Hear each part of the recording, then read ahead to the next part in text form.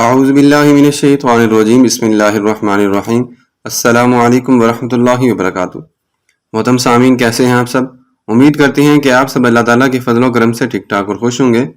محترم سامعین، ترجمہ کلاس میں آپ سب کو خوش آمدید کہتے ہیں، اور آج کی کلاس میں ہم بات کریں گے سورۃ النساء آیت نمبر 25۔ بسم اللہ الرحمن الرحیم۔ ومن، اور جو شخص لم نہ یستطیع استطاعت رکھتا ہو منکم تم میں سے طولن نکاح کی یا طاقت رکھتا ہو، ٹھیک ہے، استطاع اور طولن کا مطلب ایک ہی ہے۔ طولن یہاں پہ مقدور یعنی قدرت رکھتا ہو یا طاقت رکھتا ہو۔ ومن لم یستطیع منکم طولن، اور جو کوئی بھی تم میں سے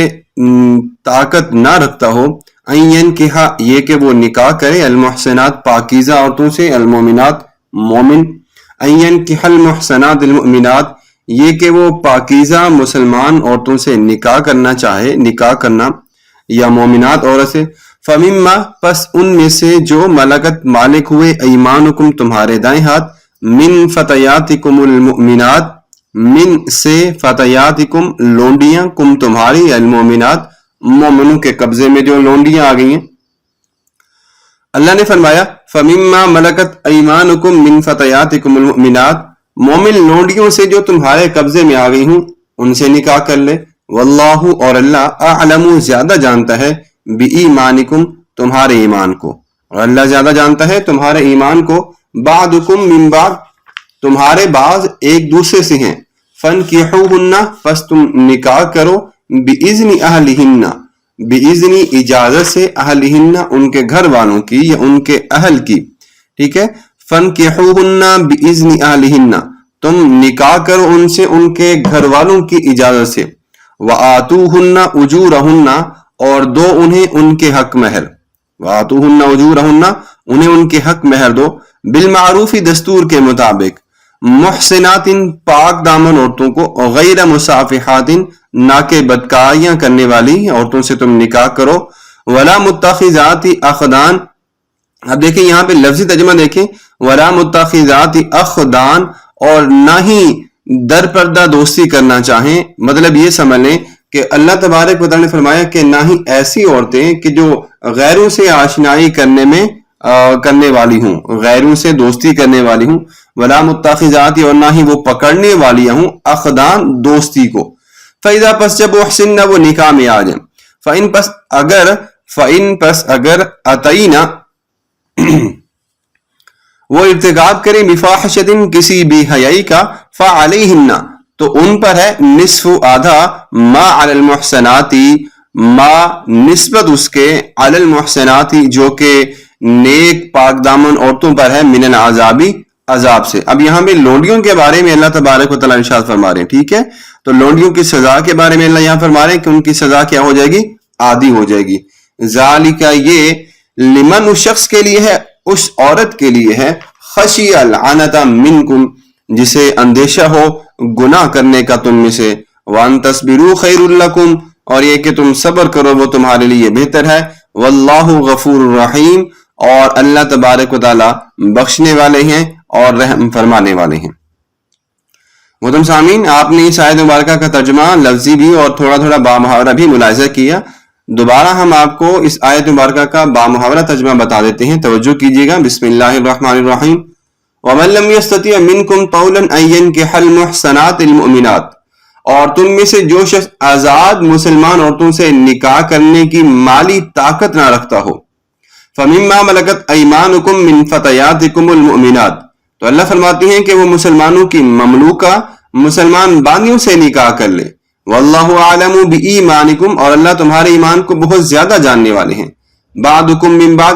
تمہارے بعض ایک دوسرے کی جن سے ہیں، فانکحوہن باذن اہلہن وآتوہن اجورہن بالمعروف،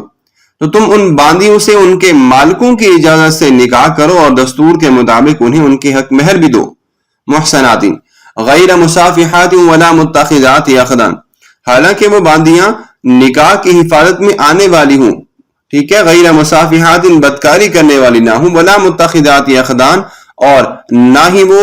غیر آشنا سے دوستی کرنے والی ہوں، فَإِذَا أُحْصِنَّ فَإِنْ أَتَيْنَ بِفَاحِشَةٍ فَعَلَيْهِنَّ نِصْفُ مَا عَلَى الْمُحْصَنَاتِ مِنَ الْعَذَابِ، پس جب وہ نکاح میں آ جائیں پھر وہ بے حیائی کا کام کریں تو ان کو آزاد کنواری جو ہوتی ہے ان کی مدت آدھی سزا ملے گی نسبت آزاد عورتوں کے. ذالک لمن خشی العنت منکم، یہ تم میں سے اس شخص کے لیے حکم ہے کہ جسے اپنے نفس پر بد چلنی کا یا گناہ کا اندیشہ ہو. وان تصبروا خیر لکم، اور یہ کہ تم صبر کرو وہ تمہارے لیے بہتر ہے. واللہ غفور الرحیم، اور بے شک اللہ تبارک و تعالیٰ بخشنے والے ہیں، بے حد رحم فرمانے والے ہیں.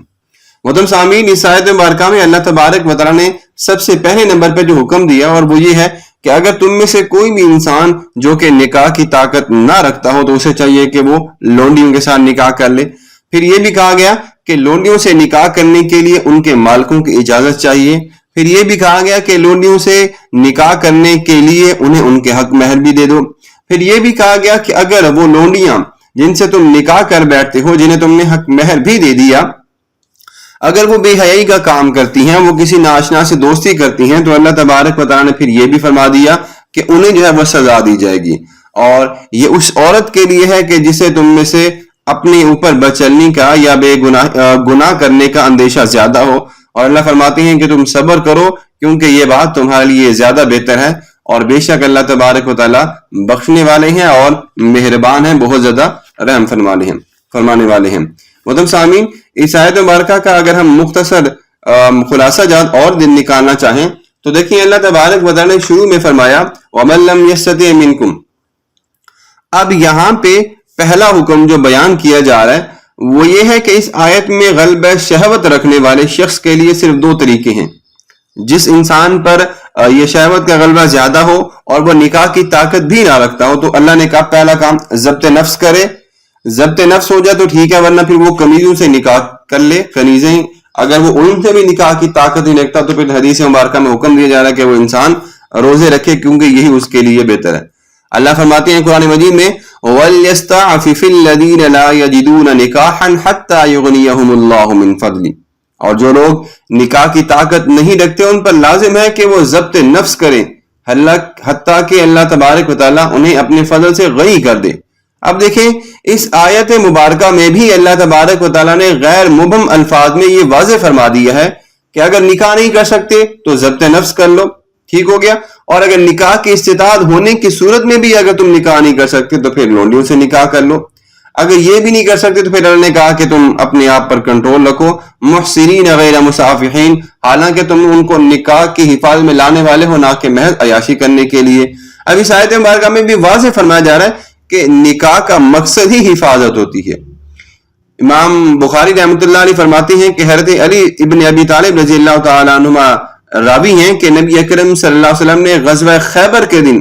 عورتوں سے متع اور پالتو گدوں کے گوشت کو حرام کر دیا تھا. صحیح بخاری، صحیح مسلم، سنن ترمذی میں. اب یہاں پہ دیکھیں کہ پہلے کے جو لوگ تھے جو کہا کرتے تھے کہ نکاح متع جائز ہے، شروع کے زمانوں میں اس میں ایسا کوئی قباحت نہیں تھی، لیکن وقت کے ساتھ ساتھ اس میں تبدیلی آ گئی اور اس حکم کو ہمیشہ کے لیے جو ہے وہ حرام کرا دیا گیا. اللہ تبارک و تعالیٰ کی بارگاہ میں ہم دعا گو ہیں کہ اللہ تبارک و تعالیٰ ہم سب کو بھی قرآن مجید کو صحیح معنوں میں پڑھنے کی، سمجھنے کی اور اس پر عمل کرنے کی توفیق عطا فرمائے. محترم سامعین، آخر میں ہم اللہ تبارک و تعالیٰ کی بارگاہ میں دعا گو ہیں کہ اللہ اس کلام مجید اور ان آیت مبارکہ کے ثواب کو بالخصوص اپنے مرحوم والد صاحب اور والدہ کی دعائے مغفرت اور دعائے صالح ثواب کے لیے نبی اکرم صلی اللہ علیہ وسلم کی وسیلہ جلیلہ سے اس کلام مجید کو پیش کرتا ہوں. اے رب ذوالجلال والاکرام، میری اس دعا کو قبول فرما، میرے والدین کے درجات کو بلند فرما. یا اللہ میرے والدین کی مغفرت فرما، ان کی بخشش فرما، انہیں جنت الفردوس میں یا اللہ اعلی مقام عطا فرما. آمین. وما علینا الا البلاغ المبین.